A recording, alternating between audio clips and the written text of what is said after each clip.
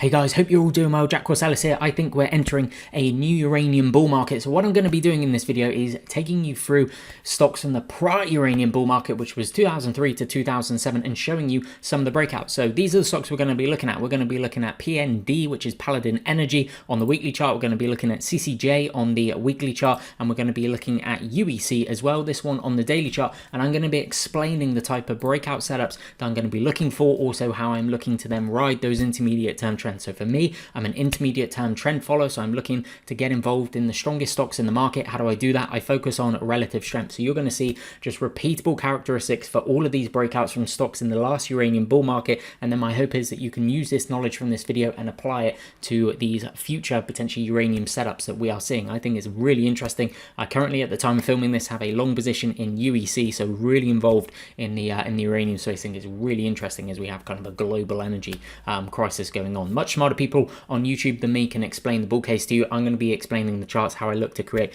very asymmetric risk versus reward trades and capture that intermediate term trend. So here we go. This is Paladin Energy. Before I get into it, before I get Market Smith sponsor this video, discounted trial available in the comments below. And with all of that said, let's get into it. So Paladin Energy, this is the weekly chart. Going to show you weekly chart, and then daily chart for UEC. So combination of breakout setups you're going to commonly see that I trade are going to be cup and handles, volatility, contraction patterns. That's the Markman-Avini entry, flag type patterns, Darvis and Darvis box type patterns. So the first one here.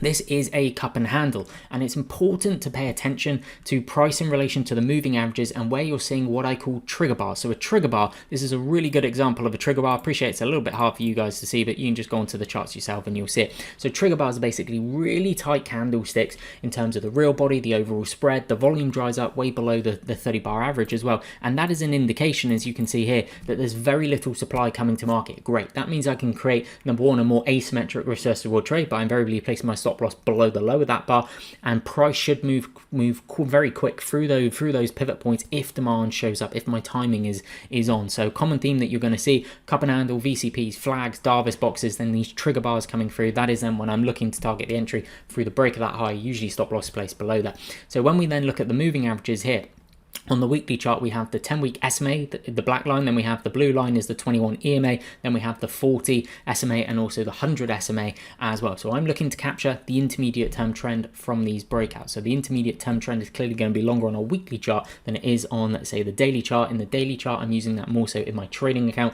I'm using the weekly chart, potentially the monthly chart as well in my longer term accounts, then trying to capture those intermediate term trends. So first entry here, cup and handle type pattern, trigger bars coming through on the black line, the 10-week SMA. See how the volume just dries up. See the 52-week highs coming through. Now 52-week highs are very important. Why? Because it's not my opinion, it's not your opinion, it's the opinion of the market. It's the market's favorite stocks that have 52-week highs coming through on that RS line. Free tool, search my name in TradingView indicators, you'll find it, means that it is very favored by the market, especially if we see kind of the brother sister stocks in the same group hitting 52-week highs, building bases as well. Really good to see. Now this one down here, price pulls back in to the 21 EMA on the weekly chart. See how tight it gets in here. So these bars here, textbook trigger bars, and over here we build this cup and handle breakout through here. See how the volume dries up. See the 52-week highs. It's just the same repeatable characteristics time and time again. And my hope is you can use this information from this video and then apply it to future uranium stocks that you are looking at. I think it's a really interesting area of the market. Next one, VCP. See how you're getting these trigger bars come through on the 10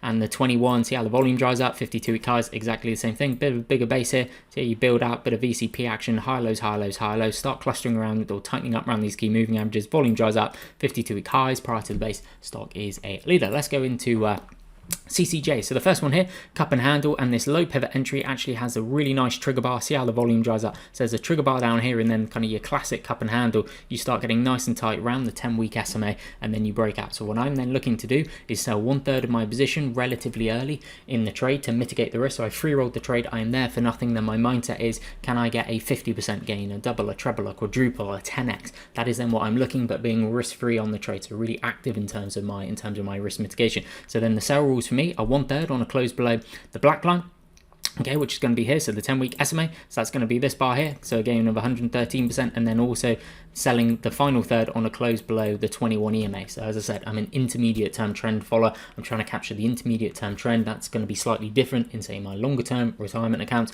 as opposed to my trading account, because the intermediate term trend subject to your time frame is obviously going to be different. Now next one here, See how we start building these high lows, tightening up, trigger bar comes through on the 21 EMA, then the breakout coming through here, see the 52-week highs, see the tightness in price, the high lows.